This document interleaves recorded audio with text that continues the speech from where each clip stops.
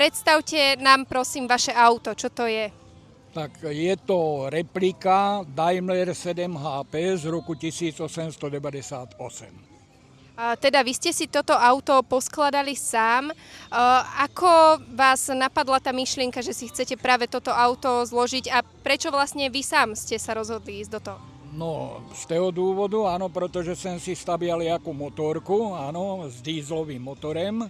No a potom som si chcel postaviť niečo štyrkolového, no a tak mňa napadlo, áno, že bude jednoduchšie postaviť takúto repliku, áno, koča motorového, jak reštaurovať alebo robiť moderní auto. No, že to bude také exkluzívnejšie, áno, aj na pohľad, aj pro ľudí to bude zaujímavé, tak z toho dôvodu mňa to napadlo.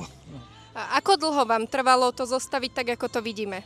Keď vám poviem pravdu, nebudete tomu veriť. 3 mesiace. A koľko akcií už ste navštívili s týmto vašim autom? No prakticky už s tým jezdím 3. rok. Áno, takže veškeré akcie, ktoré sú tu bolíči. Dobre, ďakujem pekne, máte naozaj krásne, zaujímavé auto. Ďakujeme. A ja ďakujem.